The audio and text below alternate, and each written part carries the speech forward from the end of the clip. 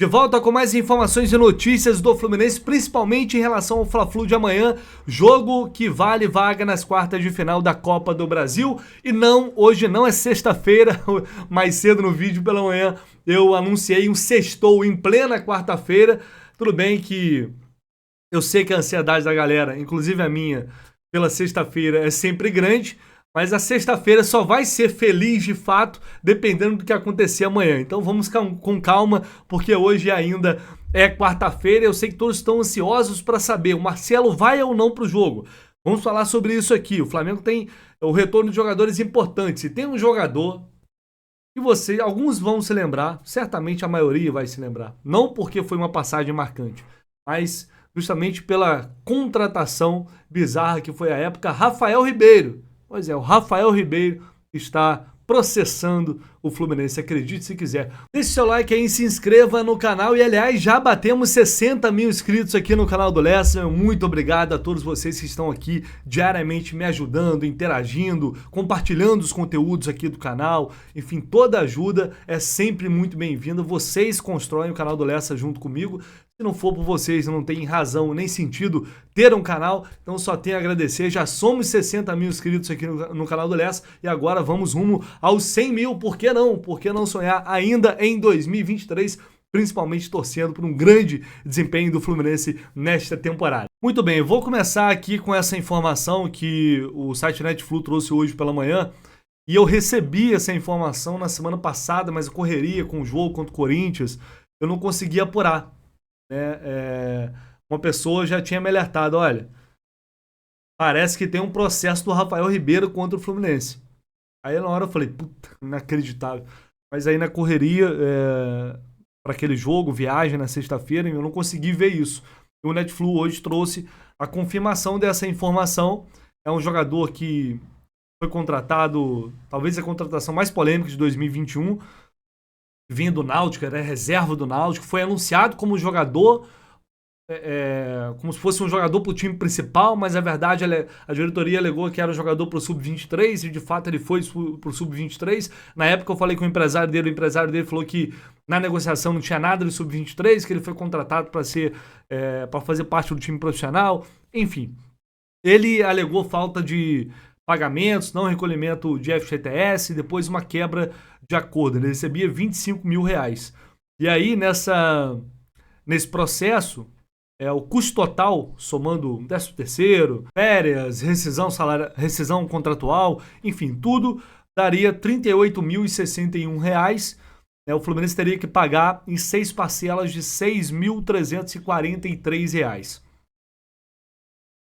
Essa era a dívida do Fluminense naquele momento. O Fluminense descumpriu esse acordo. Ficou de pagar até o dia 20 de abril deste ano 12.354 referente ao FGTS, não recolhido durante o contrato dele. O clube não cumpriu, pagou somente uma parcela dessas 6 que estavam, dessas 6 listadas. E aí o Fluminense também não respondeu a uma notificação extrajudicial enviada no dia 27 de abril do último mês. E aí, com as dívidas somadas aos juros embutidos nisso, né, enfim, na origem da cobrança, e aí essa dívida somada aos juros atingiu R$ 89.339. É uma coisa que, assim, meio inexplicável para mim, mas aí só o clube poderia explicar por que uma parcela de R$ 6 mil não foi paga, e aí uma dívida que sai de 38 para 89 mil reais, um valor irrisório para o clube. Só uma pessoa lá de dentro poderia explicar exatamente por que esse valor não foi pago, tendo em vista que isso mostra como a situação financeira do Fluminense ainda não é confortável, mas ainda assim é difícil entender como. Foi exatamente a mesma coisa que eu trouxe a informação aqui do processo do Egídio. O processo que o Egídio moveu contra o Fluminense é a mesma coisa. Igual descumprimento de parcelas baixas, agora do Egídio não lembro exatamente quanto que era, mas também era um valor baixo, e aí a dívida mais que praticamente triplica em relação ao valor original.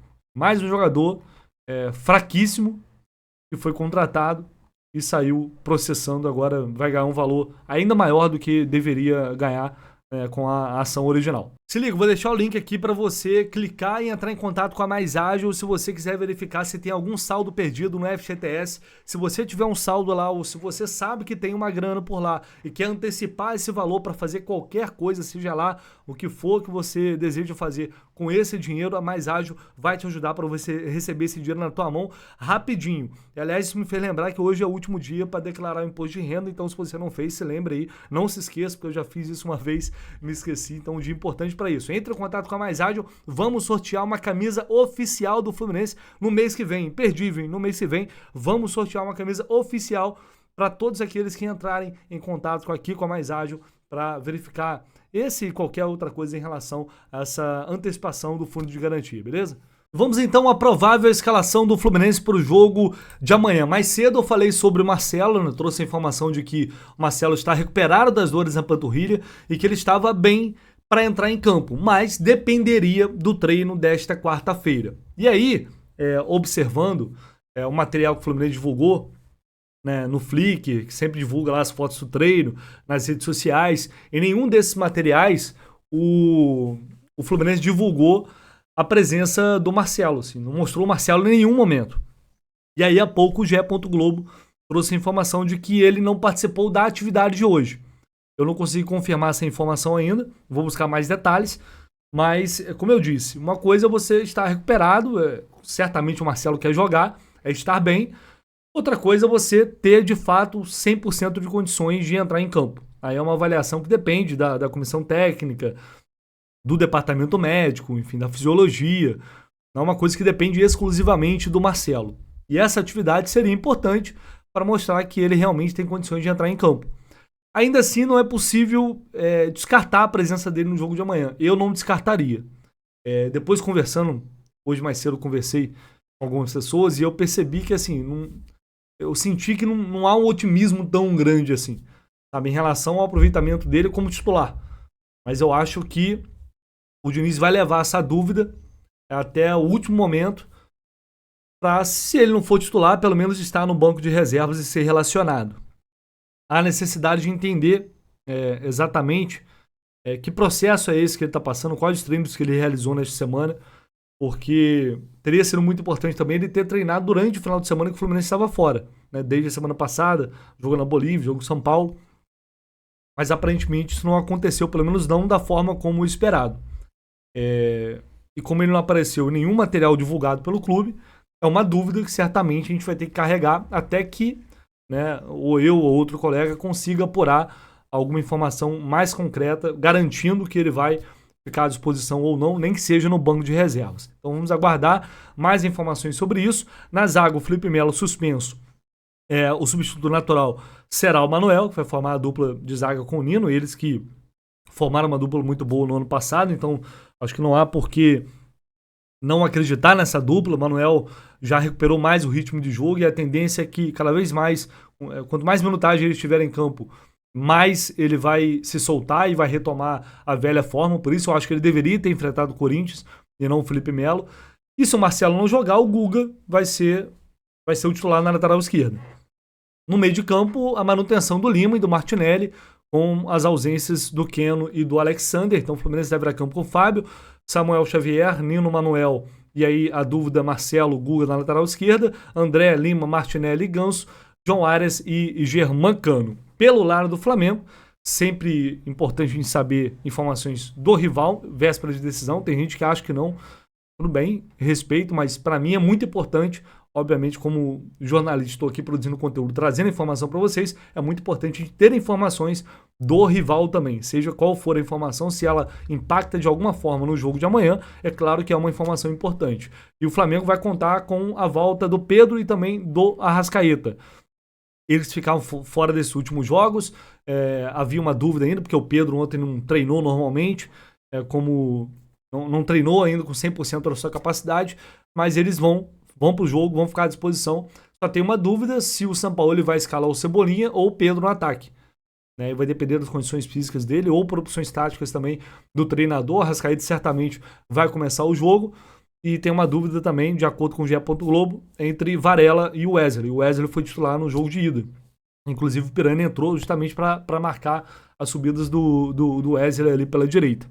Então é um Flamengo, querendo ou não, reforçado, sem o Everton Ribeiro, mas reforçado para essa decisão contra o Fluminense. Bom, então vou seguir aqui na apuração, buscando mais informações para vocês, para tentar confirmar ou não se o Marcelo vai para o jogo.